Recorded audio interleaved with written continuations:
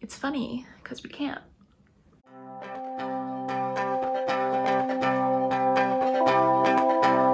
Welcome to Chiller Thriller, also known as Horror for Scared People. My name is Riley, and I am here to bridge the gap for you if you find yourself interested in horror movies, but maybe a little too scared to take that leap and watch one on your own. There's no judgments here. Today, we are going to be talking about an incredibly strong and confident first feature from Jordan Peele, Get Out.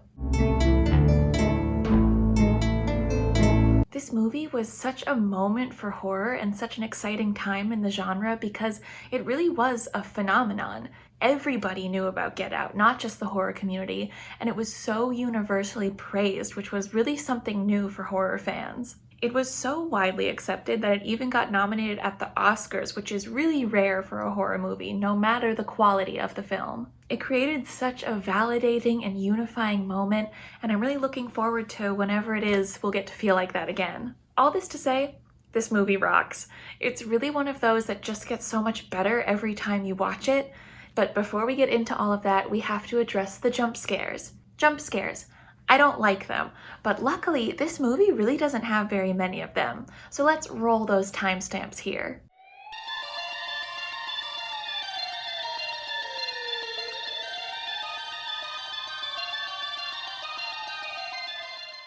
If jump scares are the only thing keeping you from watching this movie, thank you so much for being here, and I really hope you have a great time watching Get Out. However, if there's any kind of specific content that you're worried about appearing in this movie, stick around for a minute because we're going to get into all of that in just a second. You will notice that there also isn't a whole lot of gory, upsetting stuff in this movie, which I think may be the basis for why some people claim that this movie isn't a horror movie, but that is a can of worms for a different day.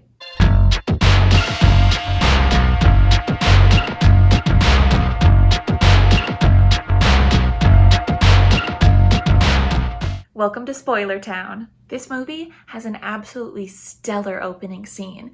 It is short and direct to the point as we see a young man played by Lakeith Stanfield walking down a suburban street alone at night when this ominous car starts driving up next to him. I feel like in movies we often think, well, if that were me, I would just do this. But I really love smart movies like this one where the character does exactly what we would think to do, but they still get got. He turns around as soon as he gets a bad feeling, but unfortunately he is still grabbed by a masked assailant and dragged into the trunk of this car before our opening credits roll, accompanied by this film's amazing soundtrack.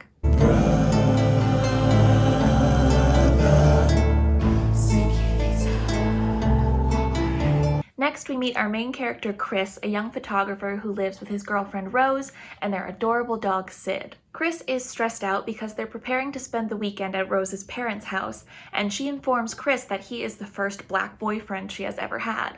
Do they know I'm black? No. Should they? Rose isn't worried about it though, and she tells Chris that the worst thing that's likely to happen is that her dad will rope him into a long conversation about how much he loves Barack Obama. My dad would have voted for Obama a third time if he could have. While they are driving to the Armitage estate, we are introduced by a phone call to Chris's best friend Rod, who works for the TSA. Now, my feelings about Rod are complex. Clearly, he is the comedic relief in this movie, and scenes with him in it are hilarious, but at times, especially when we get further into the movie, it can feel like his scenes sort of interrupt the flow and the pace of the movie, which can get really frustrating. Gary just thinks an elderly bitch is elderly. She can't hijack no motherfucking plane. We're gonna talk more about Rod at the end, but I just wanted to put that out there. After the phone call, we are also introduced to our first jump scare, courtesy of this deer. Chris is transfixed by the wounded deer until the police officer arrives to report the accident. The officer is insistent on seeing Chris's ID, even though Rose repeatedly tells him that she was the one driving. I wonder why an officer of the law would do such a thing. Rose chews out the officer, which Chris finds very endearing. That was hot. I'm not gonna let anyone fuck with my man. Like many things about this movie, this scene is incredibly rich and layered and touches on so many of the different themes of this movie all at once. And if you've only seen this movie one time, I really recommend going to this for a rewatch. After all that, Rose and Chris make it to her parents' house where we meet Dean and Missy Armitage. Right off the bat, just from the way this introduction is shot, we can tell that there is something weird going on here, and it probably runs deeper than your run-of-the-mill meet the parents awkwardness. It only gets worse once we get inside the house, and Dean offers some really alarming thoughts about the deer that Chris and Rose hit. They're taking over, they're like rats, they're destroying the ecosystem. I see a dead deer on the side of the road, I think to myself, that's a start. Relax, dude. These first scenes in the Armitage house are so masterfully tense and unsettling without using maybe the expected creepy music or dark corners. It's all very subtle and very effective, like the way we're introduced to the robotic Georgina who works at the Armitage house. After getting the full tour, everyone sits down for some sweet tea where Chris learns that Missy works as a very successful hypnotherapist. She claims to have cured Dean's smoking addiction and offers to do the same for Chris should he so desire, but before any healing can begin, Rose's brother Jeremy arrives, the first of many friends and relatives who will be pouring in this weekend for the yearly Armitage shindig. I personally think that Jeremy might be the most terrifying character in this movie. He is greasy, erratic, and unpredictable, and says some of the wackiest shit I have heard in my life in this upcoming dinner scene. With your frame and your genetic makeup, if you really pushed your body, no pussyfooting around, you'd be a fucking beast. I have to say I really admire the way Chris handles this. I have never been this cool around a significant other's family, even when they weren't trying to cause me bodily harm.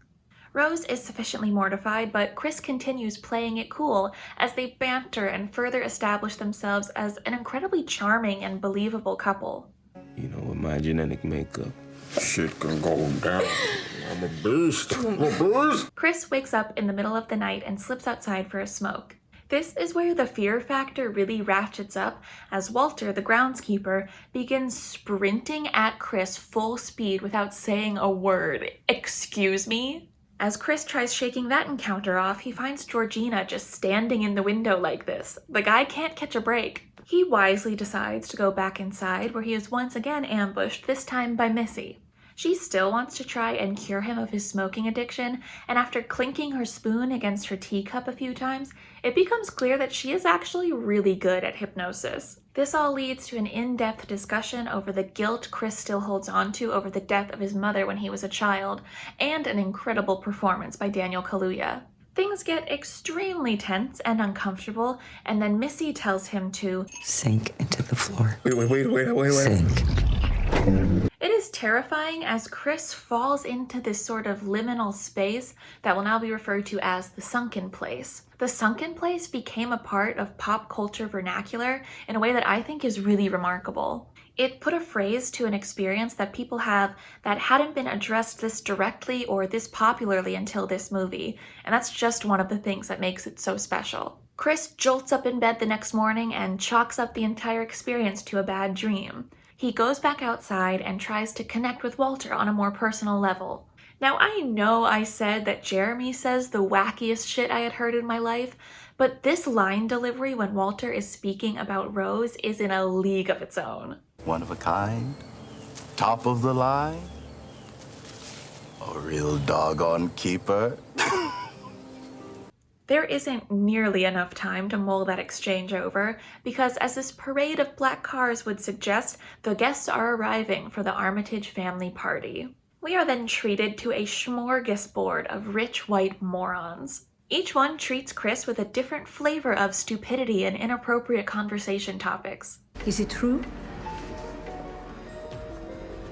Is it better? Wow.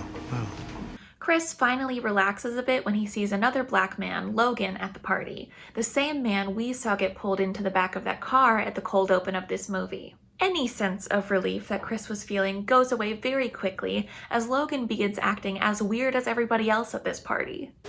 Chris was just telling me how he felt much more comfortable with my being here. Chris tries to escape the chaos for a moment alone, but he runs into Jim, this art dealer who has lost his sight. Jim is familiar with Chris's work as a photographer and is very complimentary towards him. Throughout the movie, Chris has been coming back to his and Rose's bedroom and finding that his phone has been unplugged from his charger.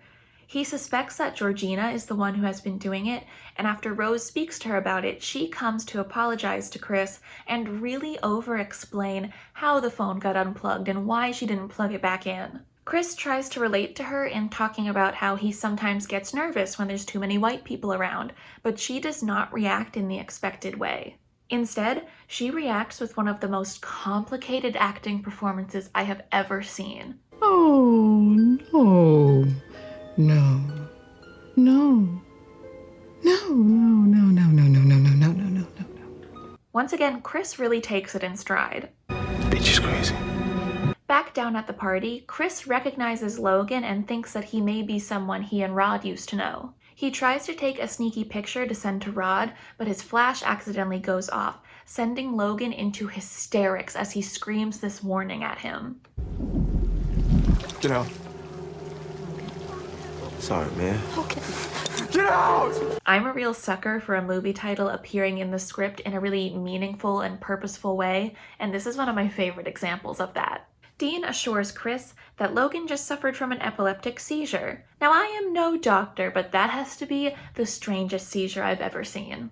At this point, Chris is very upset and would like to leave, and after he vents to Rose for a little bit and they talk it out, they decide they're going to pack up their stuff and go home.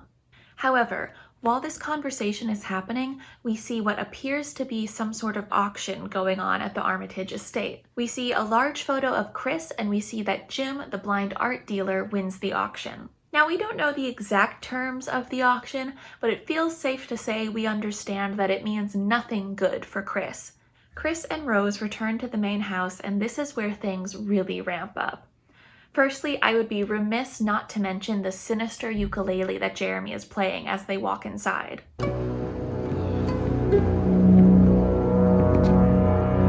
Chris then discovers this tiny door in Rose's room that's full of these pictures of her with different men who appear to be various boyfriends. This is strange, however, because at the beginning of the movie, Rose specifically said that Chris was the first black boyfriend she ever had. And it gets stranger still as we see pictures of Rose with people who appear to be Georgina and Walter. Chris is more eager than ever to get out of there, but Rose just can't find her damn keys. The rest of the Armitage family seems to completely abandon the pretense of not acting totally murdery all the time, and Chris gets more and more desperate for Rose to find her keys. Where are those keys, Rose?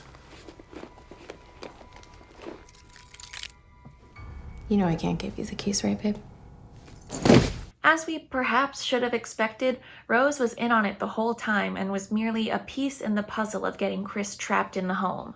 Maybe I'm just a fool, but I was shocked by this character turn. I really wanted to believe that she was just hypnotized or something because they really seemed like such a good couple to me. But alas, Chris has been forced back into the sunken place through hypnosis and is strapped to this armchair in front of a TV where video plays explaining his situation to him. Now, this is where things get a little bit complicated, so if you are unfamiliar with the crux of this movie, please bear with me as I try to get through it. Basically, the Armitages abduct young black people and sell them to their circle of friends when their bodies begin failing them. Dean then performs a complicated operation to put the brain and consciousness of that person into the body of the person they abducted. The consciousness of the host, for lack of a better word, then becomes trapped in the sunken place as their body becomes a sort of puppet for this person to inhabit. They explain that they have decided to target black people for their genetic physical superiority, and Jim wants Chris specifically because of his eyes. It is absolutely bananas and a really terrifying concept, and I often find myself wondering how on earth Jordan Peele came up with this. Now here's what I mean when I say I feel like Rod's plotline kind of interferes with the main story. It's important to the rest of the plot to know that Rod suspects that the Armitage family has kidnapped Chris and is using him as a sex slave or something similar. I don't know if you know this. White people love making people sex slaves and shit. He reports him missing to the police, but when they laugh him off, he takes it upon himself to go and rescue Chris. Now, the scenes with Rod are filled with a lot of really funny moments, but especially at such a pivotal moment like this one, it can be really frustrating to feel like the movie's getting put on pause. Fuck you! Bah!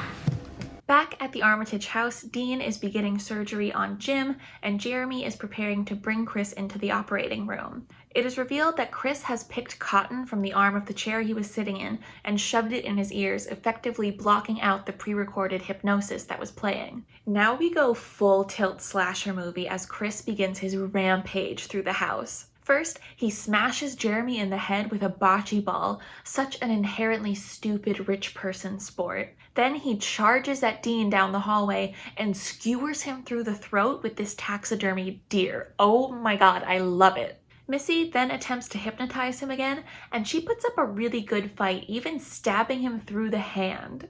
But Chris, forever the king of taking it like a champ, uses the weapon still lodged in his body to slash at Missy and take her down as well. He is almost out the door when we get a Jeremy jump scare. Having recovered from his bocce ball injury, he very nearly strangles Chris to death before Chris is able to get the upper hand and absolutely stomps Jeremy's face into mush. Once outside, Chris speeds away in the family car and immediately runs over Georgina. In an overwhelming moment, he is overcome by the guilt he still carries for not being able to save his mom from the hit and run that killed her, so he scoops up Georgina and puts her in the car with him. She comes to, revealing a large scar on her hairline, and it is through this moment we are led to understand that the grandmother of the Armitage family is inside Georgina's body and the grandfather is inside of Walter's body. Georgina, or Grandma Armitage, whatever you want to call her, then crashes the car, and now Rose is here with a shotgun and it's all just a mess. She sicks Walter on Chris and he straight up gets tackled. But remembering what happened before with Logan, Chris uses the flash on his phone to snap Walter out of the sunken place. And boy does he snap out of it, immediately taking the shotgun, turning it on Rose and shooting her before then in turn killing himself. The gunshot wasn't quite enough to finish Rose off, so Chris takes it upon himself to strangle her to death. He is unable to go through with it fully, however, and it is in this moment that we see red and blue flashing lights pull up to the scene. This was the moment that filled me with the most dread, as I think we can all understand how this would go if the police were to get involved with this situation. Obviously knowing where the audience's mind will go, Jordan Peele takes his sweet time before revealing that it is not a police officer, and it is in fact Rod in a TSA vehicle. It is such a moment of relief that it nearly excuses the whole Deus Ex Machina nature of this move. Chris and Rod drive away from the carnage at the Armitage house and the credits roll. I'm TS motherfucking A. We handle shit. Consider this situation. Fucking handle. Now, I feel like most people may know this by now, but the original ending for this movie did involve the police showing up and Chris getting arrested, as we may have suspected. After testing this ending with some audiences, in addition to several high-profile cases of police brutality against Black people, Jordan Peele decided that this movie needed a happy ending. And I find that choice very respectable, even though this true ending may seem a little off to me. But that's Get Out. I hope you had a fun time with this one, and I hope it made you think a bit too. Horror has always been and will always continue to be driven by politics and social justice, and it's always really exciting when a movie like this comes along that holds up a mirror to the audiences watching it. Well, until next time, stay at home if you are able to, and remember, there's nothing to be scared of.